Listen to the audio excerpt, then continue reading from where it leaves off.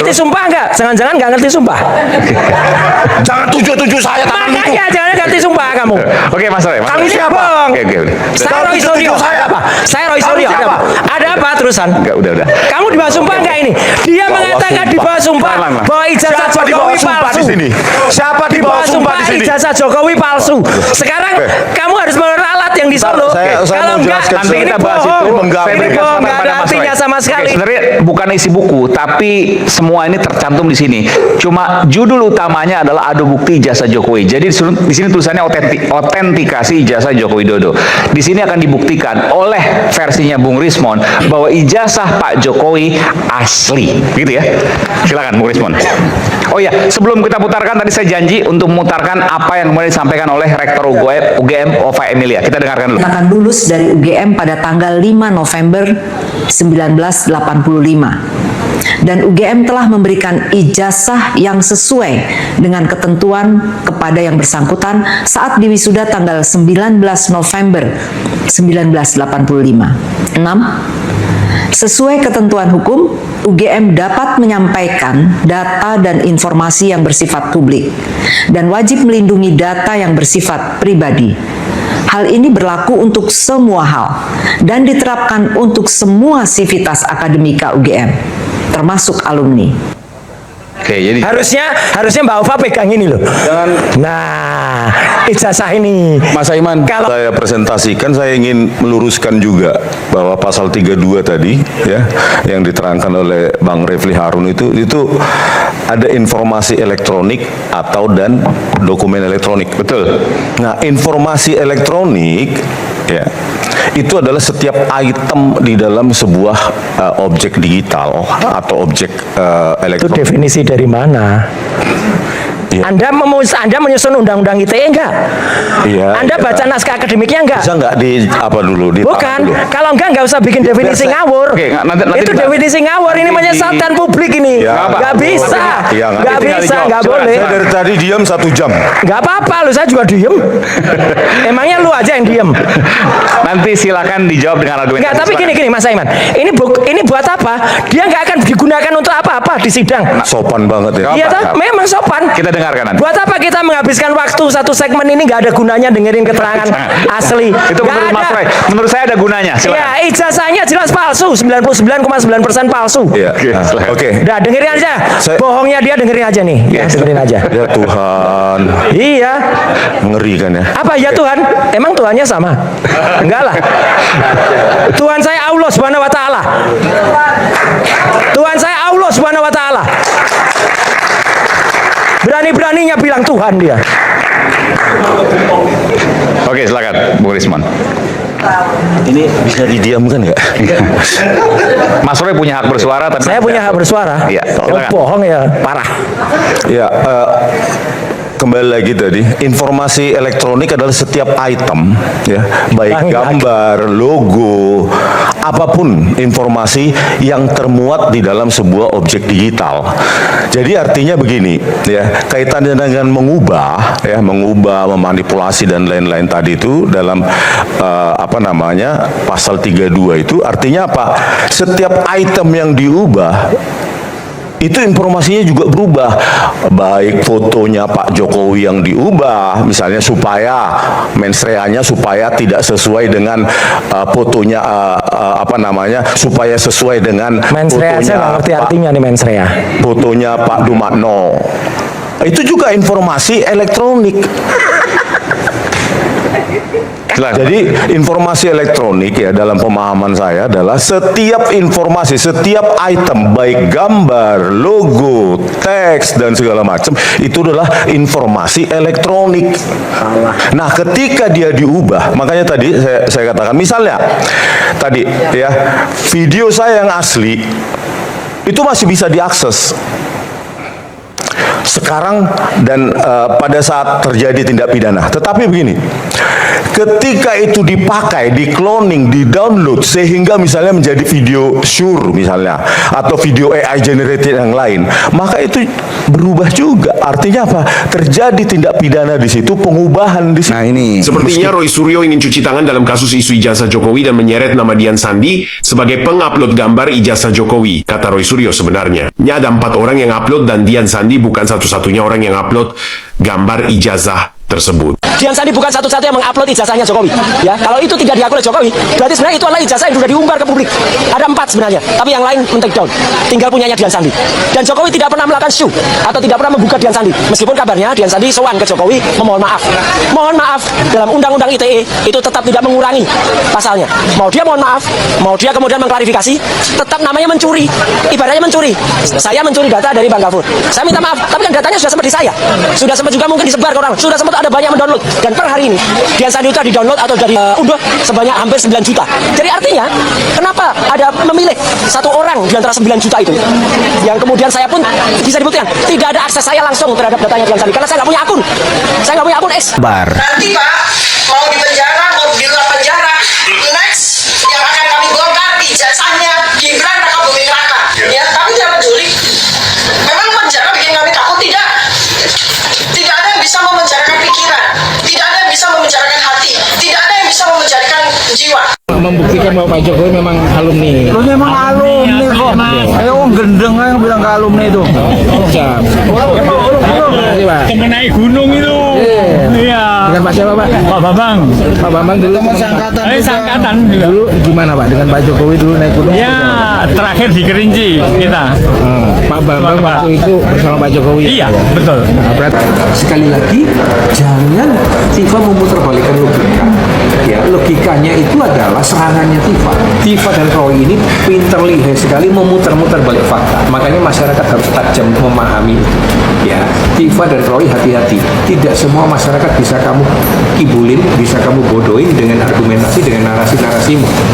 Saya sebagai salah satu anggota masyarakat yang tetap mau mengkritisi kalian. Ketika kalian berargumentasi dengan cara yang bertanggung jawab, yang didukung oleh bukti yang benar dan sesuai dengan hukum, ya, yang meyakinkan, saya akan dukung. Tapi ketika kalian bernarasi dengan cara-cara yang kotor, ya, yang sifatnya hitam, yang sifatnya menyerang orang tanpa dasar, tanpa data yang bertanggung jawab, itu kalian telah melakukan kejahatan. Kami gara-gara kalian kami jadi tersandra. Akibat penelitian kalian yang kalian ingkari sendiri, kami mau tidak mau bergerak turun ke bawah. Kami dampingi Anda, bolak-balik Anda. Anda tidak pernah mengeluarkan uang kami sendiri. Kami tidak minta apa-apa dari Anda, tapi kami hanya ingin komitmen Anda menegakkan kebenaran dan keadilan untuk bangsa ini. Anda hianati dengan berbagai macam cara, dari cara yang kasar ketahuan sampai cara yang halus banget. Diayak sedemikian rupa. Ada orang yang gak jelas tahu-tahu jadi ini jadi itu di dalamnya. Akhirnya di antara kita diadu domba, di antara aktivis, di antara pengacara diadu domba satu sama lain. Saya ingin mengatakan bahwa yang kami dukung bukan personal Roy Suryo, bukan personal Dr. Tifa, bukan personal Rustam Effendi, bukan personal daripada Dr. Fadilah, bukan juga personal daripada Ibu Kurnia, bukan. Ini memperjuangkan nilai kebenaran dan keadilan untuk anak cucu kita ke depan. Hidup Merdeka. Coba bayangkan. Bawa. Nah, selesaikan masalah ini. Kalau ternyata palsu, penjara aku. Kalau ternyata asli, maafkan semuanya. Roy Suryo, Dr. Tifa, semuanya dimaafkan. Clear. Omongan perakula lek nyantem, ora dipikir blas. Jeluk di pacul cangkeme sampai mowok-mowok ana menawa. Ayo, Pren, ngene iki lho. Esuk-esuk aku dikek emosi nih, munjuk darahku. Munjuk teko telak rasane, Pren. Saya kan melihat kan ada Pak Groseno ada Bang Alkatiri, semua bersender di pasal 26. Padahal saya kan juga hadir di situ. 206, Pak. Hakim menyampaikan, ya 206. Hakim menyampaikan pasal 75 dan 206 sebelum dia membacakan amar putusannya. Jadi kalau diselewengkan hanya 206, ya tidak salah. Tetapi harus lengkap bahwa ada juga pasal 75 dan itu disampaikan sama hakim. Coba cermati aja. Karena saya dengarin dan saya sebelum begitu saya baca itu, oh langsung ada dua pilihan, berarti ini bakalan diterima nih. Karena memang ada salah satu permohonan perlawanannya disampaikan adanya dua rezim di atas itu dibaca. Saya dengerin, oh saya kan centang, oh oke, satu. Kita kan perhatikan begitu ada dua rezim seperti itu dan disampaikan ada pasal 206 pasal 75, maka kita melihat diberikan opsi. Kan tadi saya sampaikan bahwa ini ada dua rezim gitu ya. Kalau nanti saya ingin menjelaskan kenapa saya menyantumkan ada pasal 433 dan 310 misalnya, karena untuk memberikan pilihan kepada hakim misalnya. Dia misalnya melakukan perlawanan, dia boleh juga. Tapi apakah karena sudah disampaikan secara eksplisit bahwa kenapa ini kan dalilnya sama nih, misalnya deliknya sama, pilih aja. Tadi Pak Grosir sudah menyampaikan ketika sudah pasca 2 Januari 2026 maka pakailah KUHP baru dan KUHP baru kan gitu. Maka apakah nanti jaksa memilih menggunakan KUHP lama semua atau KUHP baru semua adalah perbaikannya, silakan. Jadi tapi saya harus memberikan pemirsa sini dengan jelas bahwa disampaikan oleh hakim sebelum membacakan amar putusannya, dibacakan juga pasal 75 dan juga pasal 206. Jadi dipilih. Nah, tadi saya sampaikan, saya ulang sedikit lagi. Ketika teman-temanku, saudara-saudaraku ini, Pak Grosir dan teman-teman ini menyampaikan 206, boleh. Tapi apakah nanti jaksa akan menggunakan pasal 75-nya? Boleh. Insiden di pertimbangan hukum yang dibacakan majelis hakim sebagaimana diatur dalam pasal 75 nasional itu ya, hanya disebutkan bahwa dakwaan jaksa penuntut umum itu tidak disusun secara cermat, jelas dan lengkap dengan tindak pidana yang didakwakan. Saya perhatikan di sini majelis hakim dalam pertimbangannya tanpa menguraikan secara jelas bagaimana peranan daripada terdakwa Dr. Tifa dan kawan-kawan. Menjadi pertanyaan menarik memang bagi saya, apa benar dalam surat dakwaan jaksa penuntut umum itu tidak diuraikan jaksa secara jelas, cermat, lengkap peranan terdakwa Dr. Tifa dan kawan-kawan? Apa peranan-peranannya mereka masing-masing? Apakah hanya sendirian Dr. Tifa, tidak ikut di situ Roy dan yang lain-lain? Walaupun mungkin dalam hal ini ada yang sudah ikut restoratif justice ya, RJ.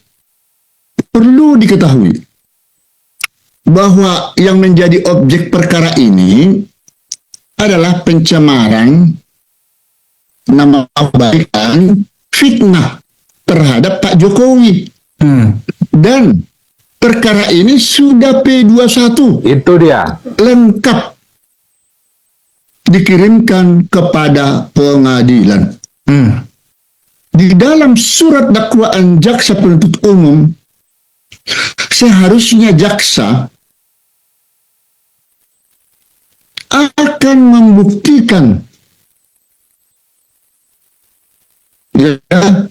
membuktikan kebenaran surat dakwaannya, apakah benar atau tidak benar pencemaran nama baik daripada Jokowi. Bukan soal ijazah, hati-hati.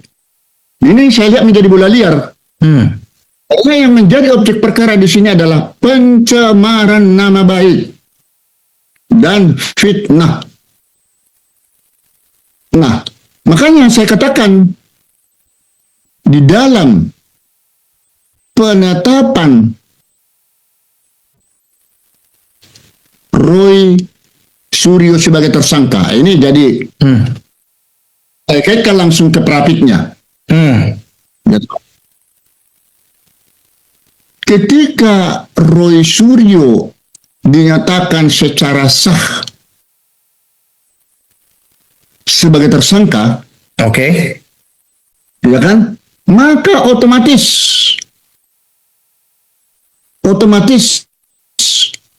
ya segala sesuatu yang berkaitan dengan Dr. Tifa adalah juga sebagai terdakwa. Oh, tidak ada hubungannya ini karena ada hubungannya dengan Pak Jokowi. Nah, disinilah yang disebut tadi perlu saya sampaikan, saya pada posisi penjelasan daripada polemik kasus ini ya, tidak pada posisi mencari siapa yang menang dan kalah. Tetapi harus kita tempatkan ini asas equality for the law. Ada keseimbangan, kesetaraan antara warga negara tanpa melihat status jabatan, kekayaan, tetapi di depan hukum sama haknya. Makanya mau saya luruskan apa yang disampaikan oleh Pak Rifai maupun amar putusan pengadilan negeri Jakarta Timur ini, kalaulah ini kan batal, dengan batalnya ini tidak sah, berarti selesailah perkara. Nah, tapi dengan ini tidak akan dibongkar lagi perkaranya, selesai sampai di situ, ini kan sangat mengecewakan pencari keadilan. Untunglah masih ada ya dasar hukum untuk upaya hukum banding ya terkait dengan putusan sela ini. Satu-satunya jalan adalah perlawanan atau verset. Itu diatur di dalam pasal 206 ya ayat 5 KUHP baru. Nah, di sini nanti pengadilan tinggi melalui surat penetapannya ya akan membatalkan putusan sela dari PN Jakarta Timur dan memerintahkan kepada PN yang berwenang, dalam hal ini PN Jakarta Timur, untuk memeriksa kembali perkara tersebut.